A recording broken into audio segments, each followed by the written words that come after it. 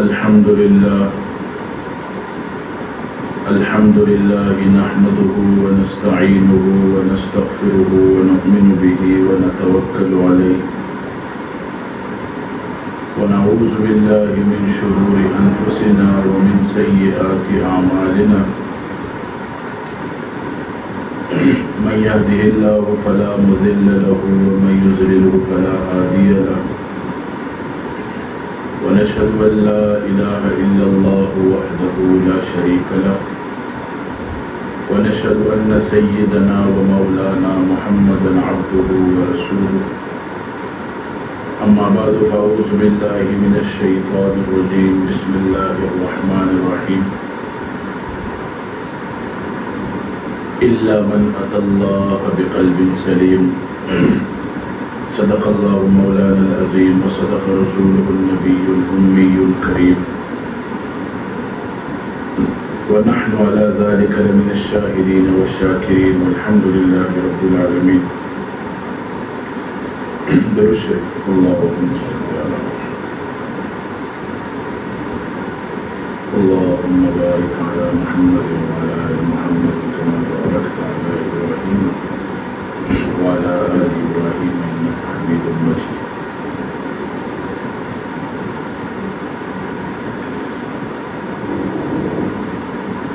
انسان دنیا میں آتا ہے ایک غرض سے آتا ہے، ایک مقصد سے آتا ہے۔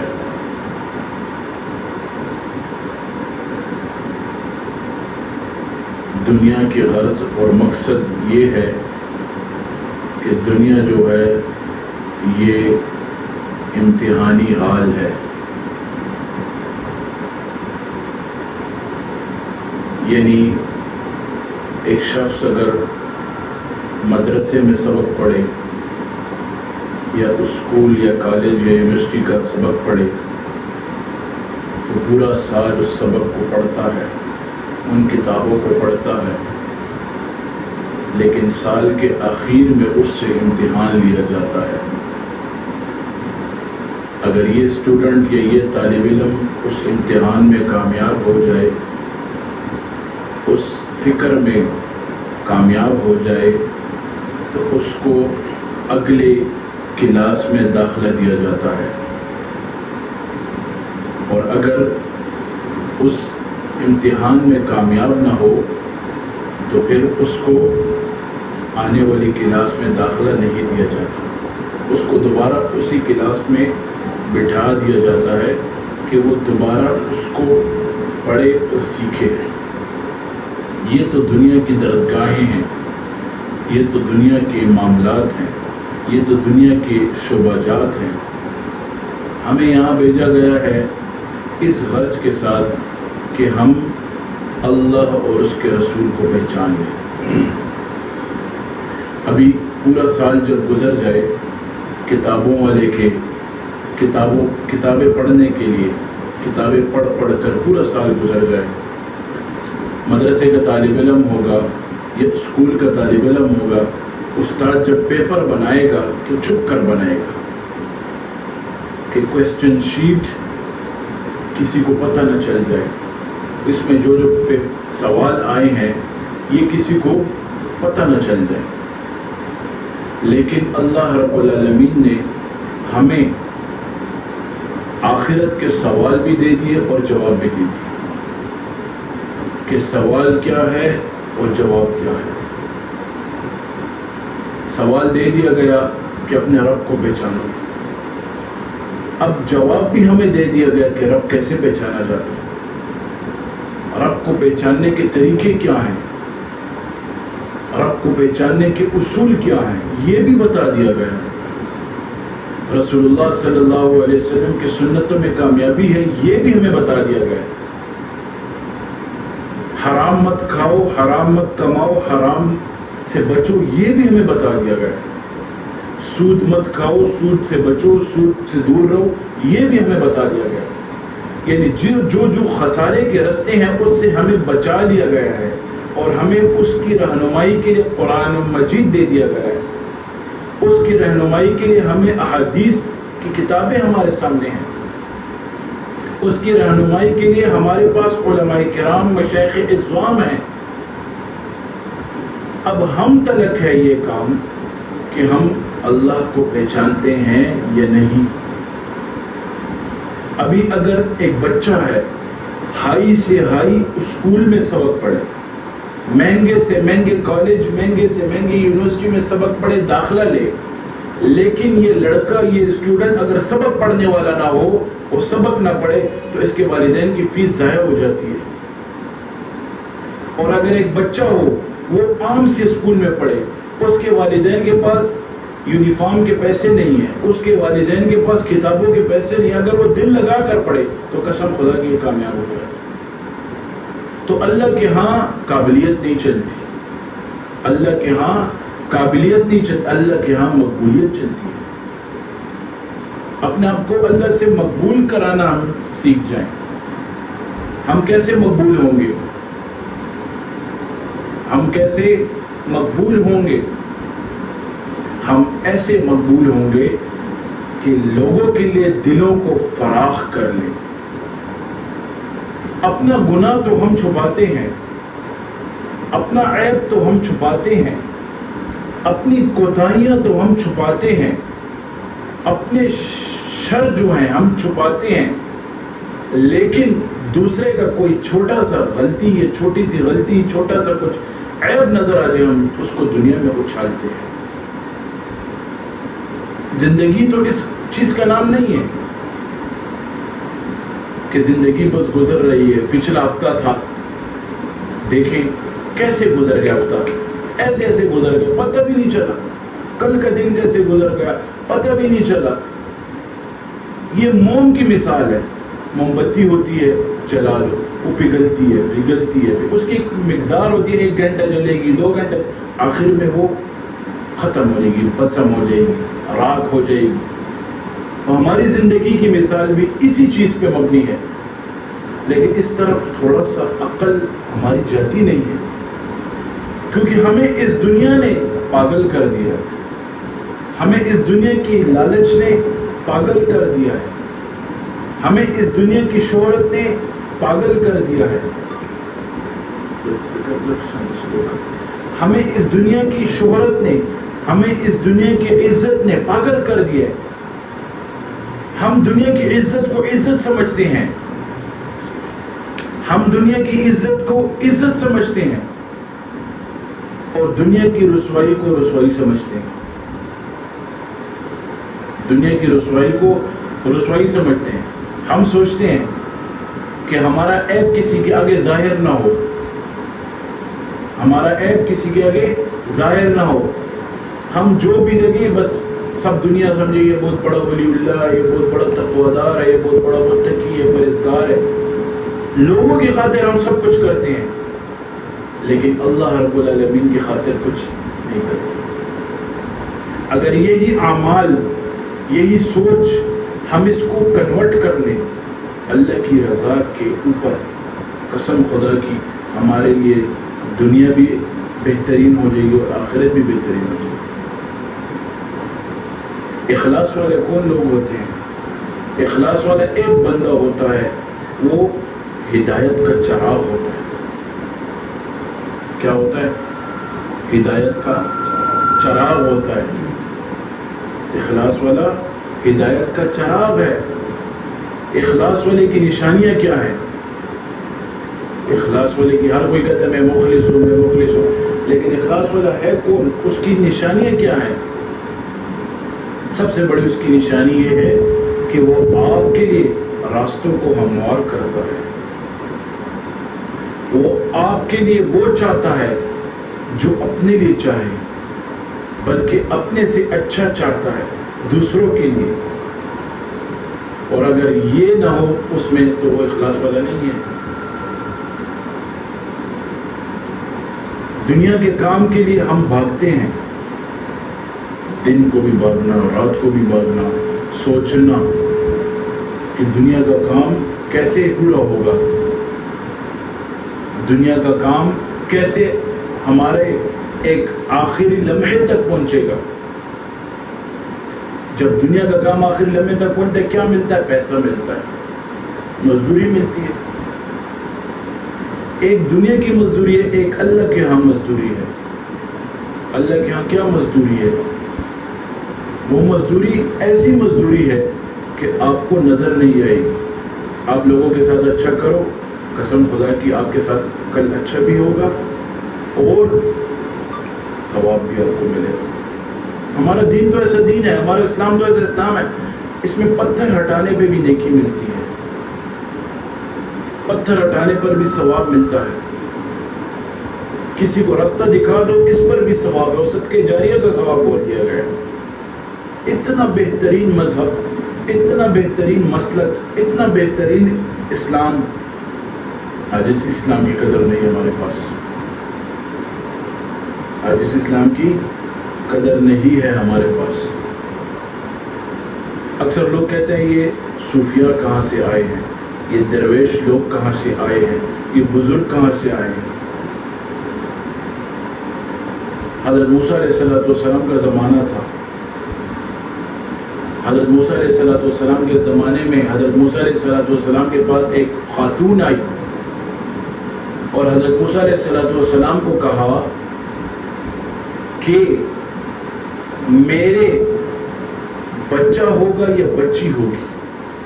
اللہ سے کہو کہ میرا بچہ ہو, اور اللہ سے پوچھ کر آؤ کہ میرا بچہ ہوگا یا بچی ہوگی. اب موسیٰ علیہ السلام کوہ طور گئے, اللہ سے پوچھا کہ فلاں خاتون آئی تھی میرے پاس, وہ پوچھ رہی ہے کہ میری بچی ہوگی یا بچہ ہوگا, کیا ہوگا, میری بچی ہوگی یا بچہ ہوگا. تو اللہ رب العالمین نے اس سے کہا موسیٰ علیہ السلام کو کہ اسے کہو تمہاری بچی ہوگی, لڑکی ہوگی. وہ عورت چلی جاتی ہے سن کر خفا, پریشان. اب چلی گئی, کچھ عرصہ گزر گیا, وہی عورت آئی, اپنے ہاتھ میں اپنی گود میں خوبصورت پھول سا چاند سا بیٹا. اور موسیٰ علیہ السلام کے پاس, یہی دیکھو میرا تو بیٹا ہوا ہے. اب موسیٰ علیہ السلام تعجب کا شکار ہو گئے کہ یا اللہ, آپ نے خود فرمایا, تو نے خود فرمایا کہ اس کا تو بیٹی ہوگی, اس کا بیٹا کہاں سے ہو گیا, اس کا بیٹا کہاں سے ہو گیا. موسیٰ علیہ السلام کوئی دور چلے گئے, اللہ سے کہہ دیا. اللہ نے فرمایا ایک برتن لو, ایک برتن لو, اس میں جاؤ ایک چھری اٹھاؤ اور بنی اسرائیل والوں کو کہو کہ اس میں اپنا گوشت ڈالو. اب موسیٰ علیہ السلام یہ بات سن کے برتن اٹھا لی, چھری اٹھا لی اور روانہ ہو گئے. جب آئے بنی اسرائیل والوں کو بلایا, سارے بنی اسرائیل والوں کو کہا آ جاؤ, جمع ہو جاؤ. جب سارے بنی اسرائیل والے جمع ہو گئے, ایک کو کہا کہ اللہ نے گوشت مانگا ہے, گوشت اپنے جسم کا. وہ سارے کہتے ہیں نہیں نہیں. دوسرے نے کہا, تیسرے نے کہا. اگر گائے کا گوشت ہوتا, بکرے کا ہوتا, کسی اور چیز کو تو سمجھ میں آتی. یہ جو انسان کا گوشت اللہ نے مانگا ہے. موسیٰ علیہ السلام بس واپس کوئی طور کی طرف جا رہے ہیں. رستے میں ایک بزرگ بیٹھا ہے جس کو نہ گرمی کی پرواہ ہے, جس کو نہ سردی کی پرواہ ہے, جس کو نہ خزاں کا پتہ ہے, نہ بہار کا پتہ ہے. بس اس کی زبان پر ایک ہی لفظ ہے, اللہ, اور کچھ نہیں. اس کی زبان پر کیا ہے, ایک ہی کلمہ ہے, اور وہ ہے اللہ. اس کے دل میں ایک ہی بات ہے, وہ ہے اللہ. موسیٰ علیہ السلام کو آواز دی, اے موسیٰ کہاں جا رہے ہو؟ کہتے اس طرح یہ ماجرا ہے, پورے واقعہ سنا دیا. کہتے آؤ میں گوشت دیتا ہوں. اب موسیٰ علیہ السلام کو کہا کاٹو گوشت. موسیٰ علیہ السلام نے کہا نہیں, یہ چھری لو, خود کاٹو. اس نے اپنے ہاتھ کا گوشت کاٹا اور دے دیا. وہ موسیٰ علیہ السلام جانے لگے. پھر کہا ادھر آوے موسیٰ, کیا پتہ اللہ نے اس ہاتھ کا نہیں اس ہاتھ کا مانگا ہو. اس نے اس ہاتھ کا کاٹ لیا. پھر جانے لگے. پھر موسیٰ علیہ السلام کو ادھر آؤ, کیا پتہ اللہ نے میری گردن کا گوشت مانگا ہو, رانوں کا گوشت مانگا ہو, پاؤں کا مانگا ہو, پیٹ کا مانگا ہو. ایون اس حد تک کہ سارے گوشت کاٹ کر اس نے دے دیا. وہ چلا گیا. موسیٰ علیہ السلام گئے کوہ طور پر, گوشت لے گئے. تو اللہ نے انبیاء کی تربیت کر رہے تھے, موسیٰ علیہ السلام کی تربیت ہو رہی تھی. اللہ نے فرمایا کہ وہ عورت جس کا بچہ ہوا ہے وہ تمہاری بات سن کر اس کے پاس چلے گی، اس سے دعا کروا لی اس کی۔ اب تم بتاؤ میں ایسے بندے کی دعا کو رد کر سکتا ہوں؟ اب تم بتاؤ میں ایسے بندے کی کچھ بات کو رد کر سکتا ہوں؟ آج یہ تو گوشت کی بات ہے، بنی اسرائیل میں کوئی نہیں دینے کو تیار تھا، اس فقیر نے دیا کہ جس کو صرف اللہ کے سوا کوئی نہیں نظر آتا تھا۔ تو آج ہمارے سے اگر دین کی قربانی کا پوچھو، ہم نے کیا قربانی کی ہے دین کی خاطر؟ ہم نے کیا کیا ہے؟ ہم نے اس اسلام کی خاطر، جس اسلام نے ہمیں پہچان دی ہے، جس اسلام نے ہمیں انسانیت سکھائی ہے، جس اسلام نے ہمیں کلمہ حق سکھایا، ہم نے کیا کیا اس اسلام کی خاطر؟ بچہ پیدا ہو جائے لڑکا، سوچ پڑ جاتی ہے اس کی تربیت کیسے ہوگی، اس کو اچھا سبق کیسے پڑھاؤں گا، اس کی کالج کا کیا بنے گا، اس کی یونیورسٹی کا کیا بنے گا، اس کے فلاں کا کیا بنے گا۔ اپنی فکر انسان کو نہیں ہے۔ انسان کے پاس دنیا کی فکر ہے، اپنی فکر نہیں۔ اور حضرت عمر نے فرمایا رضی اللہ عنہ کہ وہ بندہ بہت بدترین انسان ہے اور ناکام انسان ہے جو اس عارضی دنیا کی خاطر ابد الابد دنیا کو چھوڑ دے، اس کی تیاری کرنا چھوڑ دے۔ ابھی بجلی کے بل بہت آتے ہیں، گرمی کا موسم ہے، اکثر لوگ میٹروں کو سلو کر دیتے ہیں، اکثر لوگ کنڈے ڈال لیتے ہیں۔ کس خاطر؟ کہ ہماری رات ٹھنڈی گزرے۔ کیا؟ ہماری رات ٹھنڈی گزرے، ہمارا دن ٹھنڈا گزرے، بل کم آئے۔ اس دنیا کی پشکال، اس دنیا کی گرمی کو برداشت انسان نہیں کر سکتا، جہنم میں کیا کرے گا؟ بجلی کے کنڈے ڈال دیے گئے، کس خاطر؟ عارضی دنیا کی خاطر۔ نفس نے حرام کی طرف غالب رجوع کروا دیا، غالب رجوع یعنی غلبے والا رجوع، اور حرام کام کروا دیا، کس کی خاطر؟ عارضی دنیا کی خاطر۔ کاروبار میں، نوکریوں میں جھوٹ بولنا حرام کروا دیا نفس نے، اس دنیا کی خاطر۔ بندے کو گاہک کو مطمئن کرنے کے لیے کہ یہ چیز لگاؤں گا، یہ نہیں لگاؤں گا، فلاں کروں گا، یہ نہیں کروں گا، کس خاطر؟ اس عارضی دنیا کی خاطر۔ رشتوں کو توڑ دیا دنیا کی خاطر، اللہ کو ناراض کر دیا دنیا کی خاطر، رسول اللہ صلی اللہ علیہ وسلم کی سنتوں کو چھوڑ دیا دنیا کی خاطر۔ یہ دنیا ہمیں کیا دے گی؟ ایک سیکنڈ کی گارنٹی کوئی نہیں لے سکتا۔ اور انسان جب بازار جاتا ہے تو کیا کہتا ہے؟ مجھے ایسی چیز دو جس کی لائف ٹائم وارنٹی ہو، ایسی چیز دو جس کی عمر زیادہ ہو۔ تمہاری عمر کیا ہے؟ تم چیز لینے تو جاتے ہو، تم چیز لینے تو جاتے ہو لائف ٹائم وارنٹی کی، لیکن اپنی وارنٹی تمہارے پاس ہے؟ کوئی مجھے یہ بتا دے، اس مجلس میں بیٹھا ہو، یہ بتا دے کہ 10 منٹ بعد وہ اسی طرح صحیح سلامت ہوگا؟ قسم خدا کی کوئی نہیں بتا سکتا۔ اور سوچیں، گھر بنانے کی جب سوچ آئے، ایسے سریا ڈالا جاتا ہے کہ اس کو 100 سال تک یہ آباد رہے گا۔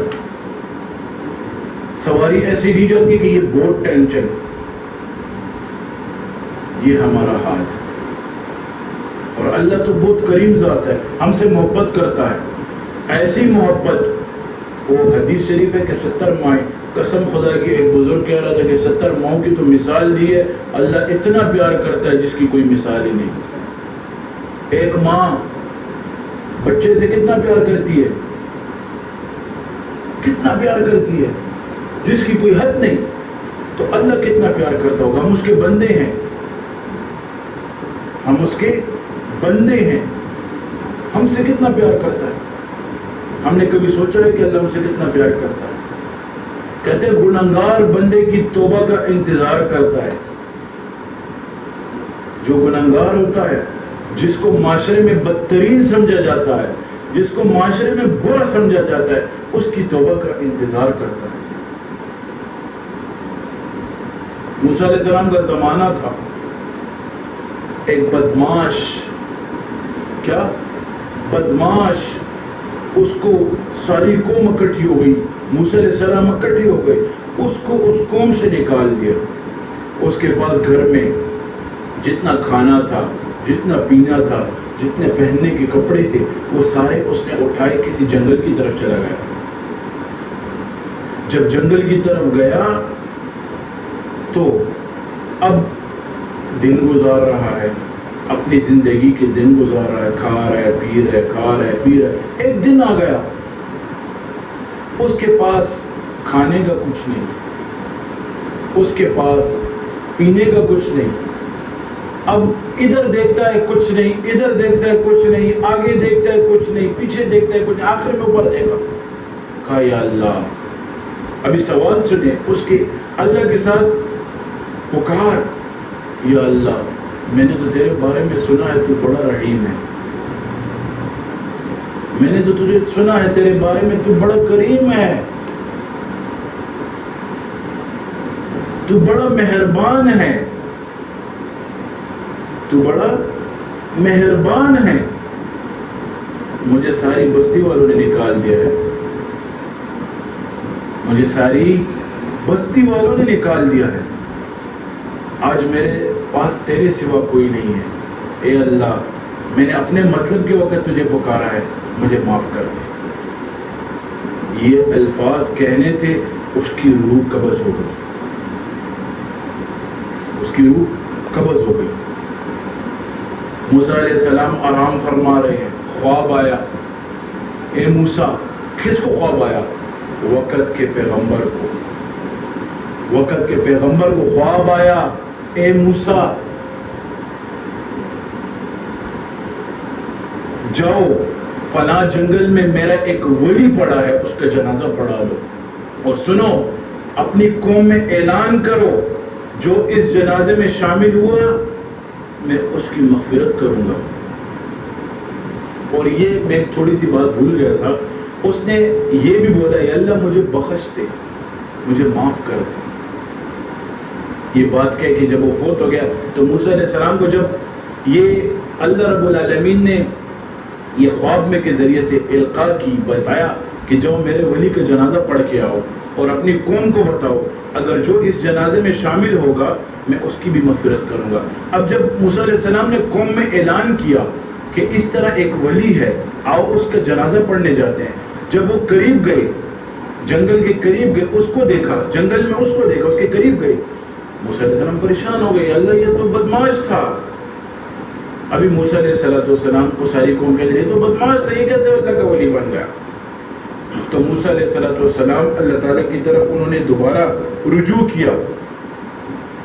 جب دوبارہ اللہ کی طرف رجوع کیا تو اللہ رب العالمین نے فرمایا سارا واقعہ کہ اس نے آگے دیکھا، اس کو کوئی نظر نہیں ہے، اس نے ادھر دیکھا، اس نے ادھر دیکھا، اس نے آخر مجھے پکارا، اے موسیٰ اس نے تو صرف اپنی مغفرت کا سوال کیا تھا، اگر یہ قیامت تک آنے والے انسانوں کی مغفرت کا سوال کرتا میں سب کو معاف کر دیتا اور سب کو بخش دیتا. تو اللہ رب العالمین کی ذات جو ہے وراء الورا ذات ہے، کریم ذات ہے، رحیم ذات ہے، درگزر کرنے والی ذات ہے. میں نے آپ کو بھی کہا کہ اللہ رب العالمین گناہگار بندے کی توبہ کا انتظار کرتے ہیں. جس کو معاشرے میں گندا سمجھا جائے، جس کو معاشرے میں برا سمجھا جائے، جس کو معاشرے میں حقیر سمجھا جائے، قسم خدا کی اس کا انتظار ہوتا ہے کہ میرا بندہ کب آئے گا، مجھ سے توبہ کرے گا. تو ہم نے آج ان راستوں کو چھوڑ دیا ہے، اس راستوں کو ہم نے بھلا دیا ہے. دنیا کے لوگ اگر مجھے کوئی ایک بندہ اگنور کرے، اگر کوئی مجھ سے صحیح ہاتھ نہ ملائے، صحیح ملے نہیں، صحیح موڈ سے نہ ملے، میں اس کو کہتا ہوں دفع کرو، اپنا کام کرے گا. تو اللہ تو ہمیں دن میں 5 مرتبہ آواز دیتا ہے، حی علی الصلاۃ، حی علی الفلاح، آؤ کامیابی کی طرف، آؤ فلاح کی طرف آؤ. کیا میں جاتا ہوں یا نہیں جاتا؟ یہ دیکھا جائے کیا میں اس راہ کی طرف جاتا ہوں یا نہیں، کامیابی کی طرف جاتا ہوں یا نہیں جاتا. میں نے آپ کو شروع میں بتا دیا کہ سوال بھی بتا دیے گئے اور جواب بھی بتا دیے گئے. ابھی قلب سلیم سے تسلیم کرے گا کون کرے گا، اب یہ ہمیں نہیں سمجھ آتا.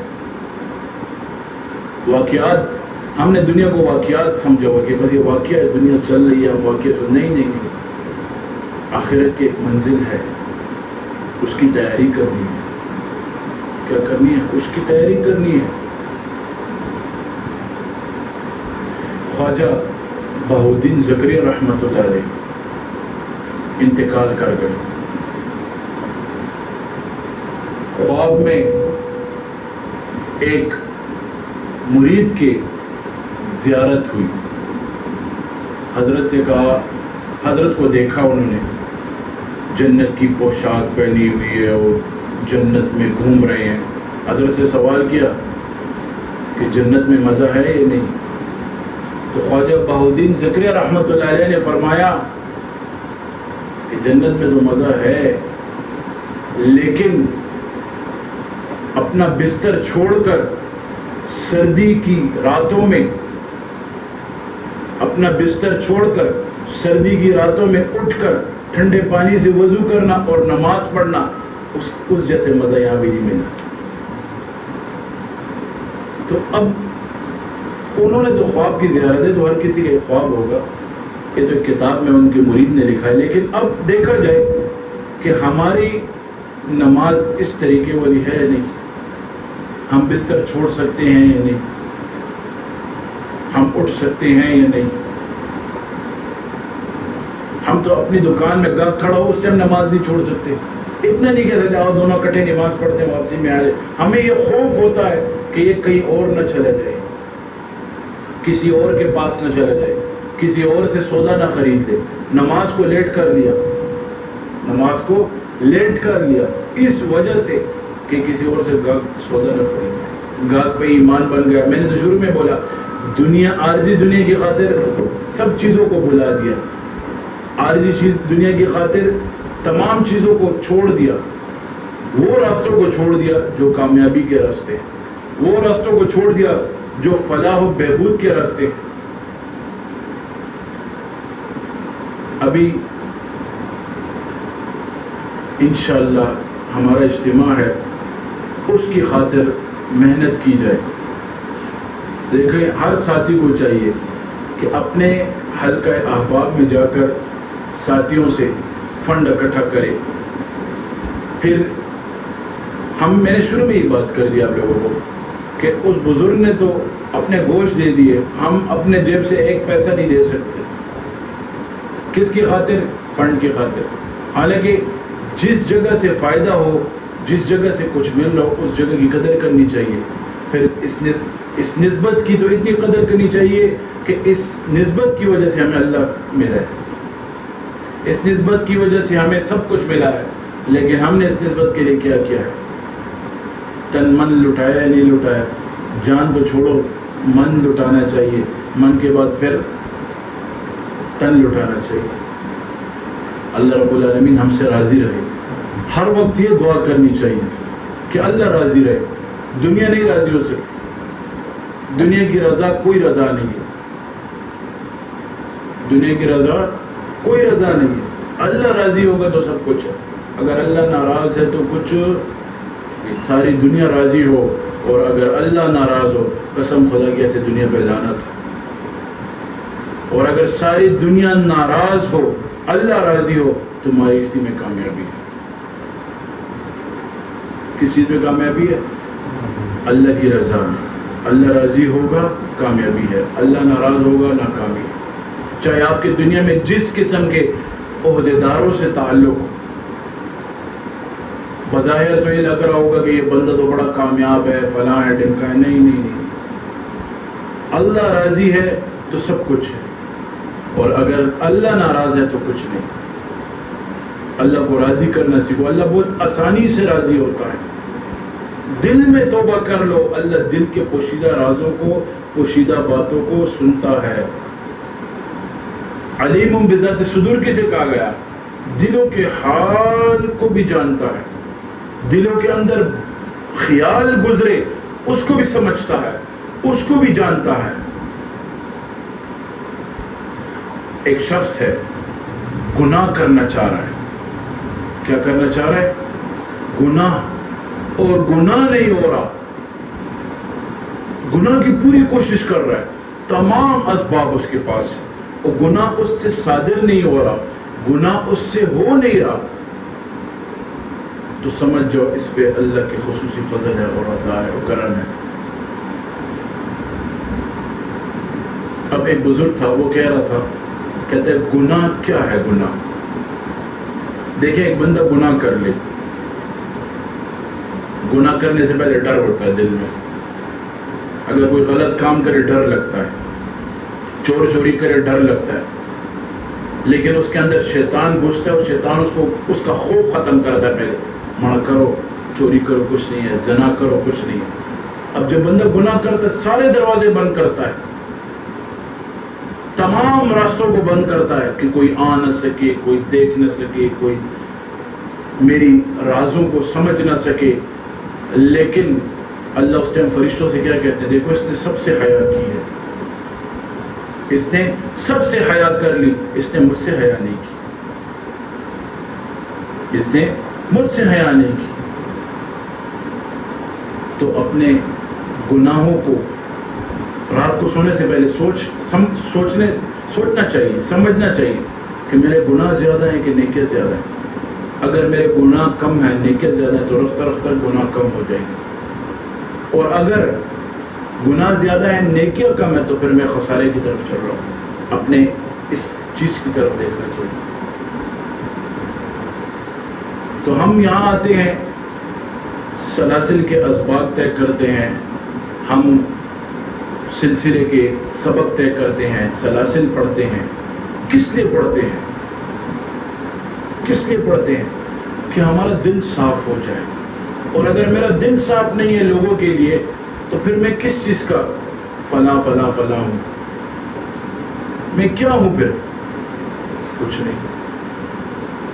اب ہمارے ساتھی جو ہیں، اپنے ساتھی بھی، اب میرا واٹس ایپ اتنا بھر گیا ہے، جس کی جو ایک کہتا ہے حضرت کے خلاف یہ فتویٰ آ رہا ہے، ایک کہہ رہا ہے حضرت کے خلاف وہ فتویٰ آ رہا ہے، ایک کہہ رہا ہے حضرت کے خلاف یہ بات چل رہی ہے، دوسرا کہہ رہا ہے فیس بک پہ یہ چل رہا ہے۔ میں نے کہا دیکھو، میں 12 سال ہو گئے اس سلسلے سے منسلک ہوں، جب سے آیا ہوں یہ باتیں سنتا ہوں۔ سال کے شروع میں یا درمیان میں، آخر میں اٹھ جاتی ہیں باتیں ہوا کی طرح، پھر بیٹھ جاتی ہیں، اٹھ جاتی ہیں پھر بیٹھ جاتی ہیں، اٹھ جاتی ہیں پھر بیٹھ جاتی ہیں۔ یہ سلسلہ کوئی روک نہیں سکتا الحمدللہ، اور نہ کوئی روک سکے گا۔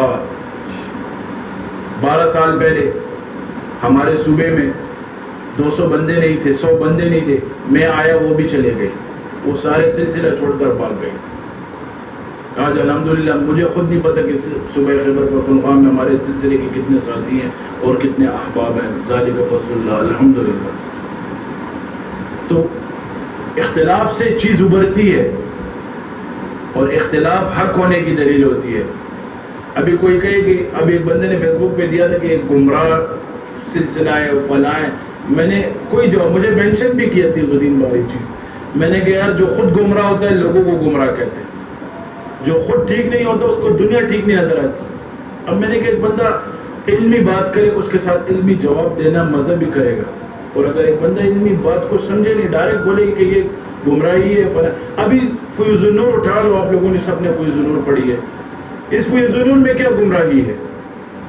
اس تحفۃ المشائخ کو اٹھا لو، سلسلہ نقشبندیہ کا سبق اٹھا لو، چشتیہ کو اٹھا لو، قادریہ کو اٹھا لو، سوبرتے کو اٹھا لو، شاذلیہ کو اٹھا لو، اس میں کیا گمراہی ہے؟ لیکن کیا لوگ دوسرے کی شہرتوں کو دبانا چاہتے ہیں، خائف ہوتے ہیں۔ تو میں تو یہ پیغام دیتا ہوں، باقی جو کرتا ہے کرنے دے، اپنے کام سے کام، اپنے کام کو بڑھانا چاہیے۔ یہ جتنا بولیں گے اتنا یہ چیز پھیلے گی، انشاءاللہ رکتی نہیں ہے، ورنہ کبھی کوئی روک سکے گا؟ سلسلے اللہ کے ہیں اور اللہ ہی چلاتا ہے ان کو۔ یہ فتویٰ دینا ان کو آتا ہے، لیکن ہمارے حضرت بھی الحمدللہ مفتی ہیں، ان کو فتوے کا تھوڑا کا جواب بھی آتا ہے، لیکن کیا بس بغیر دلیل کے بات ہو رہی ہوتی ہے۔ تو ساتھیوں کو چاہیے کہ بس بات کو دیکھیں، آگے چھوڑیں اس کو، اجتماع کے دن اجتماع کی محنت کرو۔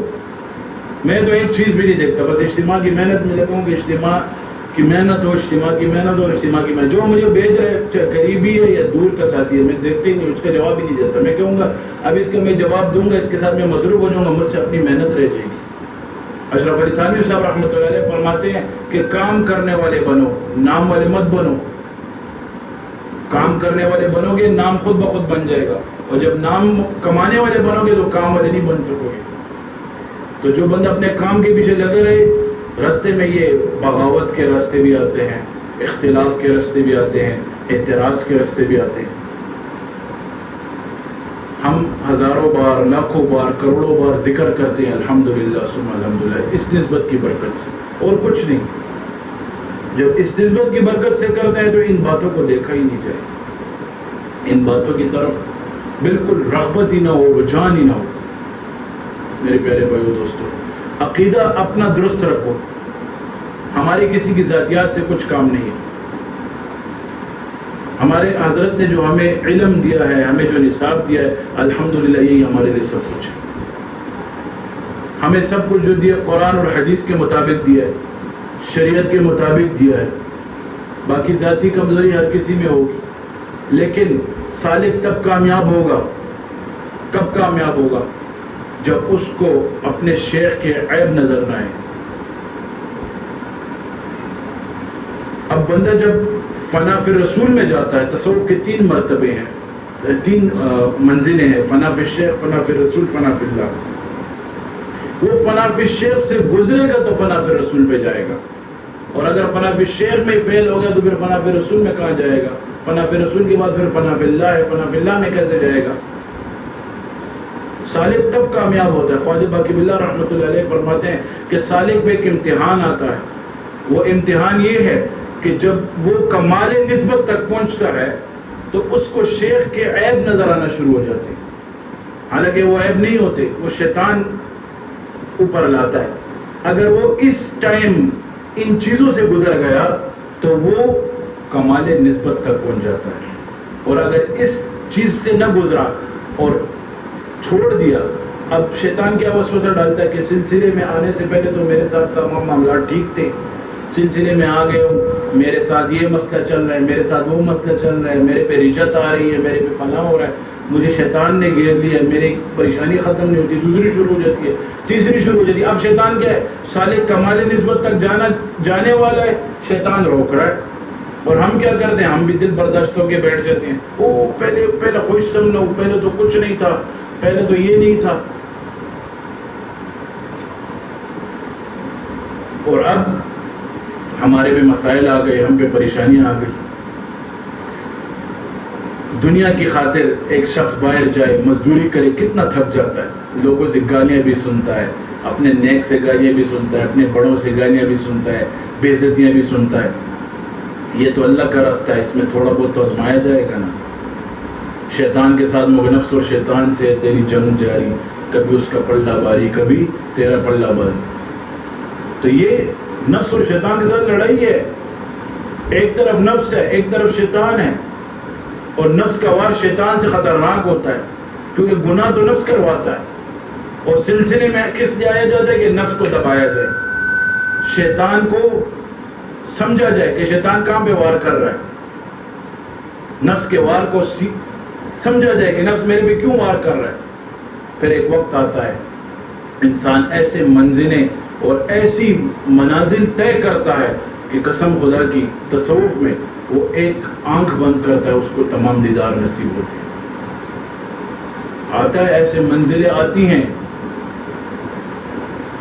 اب خواجہ عزیز الحسن مجذوب رحمۃ اللہ علیہ کون تھے؟ دنیا دار انسان تھے، لیکن جب اشرف علی تھانوی صاحب رحمۃ اللہ علیہ کے ہاتھ پہ بیعت کی تو کیا سے کیا بن گئے. فنا فی اللہ میں چلے گئے. کیوں؟ کس کی وجہ سے گئے؟ شیخ کی وجہ سے گئے. آج ہمارا شیخ ہمیں چھوٹی سی بات نہیں کرتا، ہم سے سب کچھ. تھوڑا سا غصہ برداشت نہیں ہو سکتا، تھوڑی سی بات برداشت نہیں ہو سکتی. ابھی خواجہ عزیز الحسن مجذوب رحمۃ اللہ علیہ اور تھانوی صاحب رحمۃ اللہ علیہ، تھانوی صاحب ان سے تنگ ہو گئے، اس کو خانقاہ سے نکال دیا کہ نکل جاؤ میری خانقاہ سے. سردی گراتے ہیں. عزیز الحسن مجذوب صاحب رحمۃ اللہ علیہ نکل گئے، دروازے پہ بیٹھ گئے. تھانوی صاحب گھر چلے گئے. صبح کی نماز کے لیے تھانوی صاحب اٹھے، نکلنے لگے. کہتے عزیز الحسن مجذوب پھر بھی بیٹھا ہوا تھا. کہتے عزیز الحسن تو ابھی تک گھر نہیں گیا. تو اس نے عجیب جملہ کہا، کہتے نہ در کھولے گا نہ در چھوڑوں گا، نہ در کھولے گا نہ در چھوڑوں گا. حکومت ہے اپنی اپنی، ادھر تیری ادھر میری. یعنی میں تمہیں کیسے چھوڑ سکتا ہوں؟ سبزی والے کے پاس سبزی ملتی ہے، لوہار کے پاس لوہا ملتا ہے، شیشے والے کے پاس شیشہ ملتا ہے، رنگ ساز کے پاس رنگ ملتا ہے، اللہ والے کے پاس اللہ ملتا ہے۔ اور اللہ والوں کی جوتیوں میں وہ موتی ہوتے ہیں قسم خدا کی کسی بادشاہ کے تاج میں نہیں ہوتے۔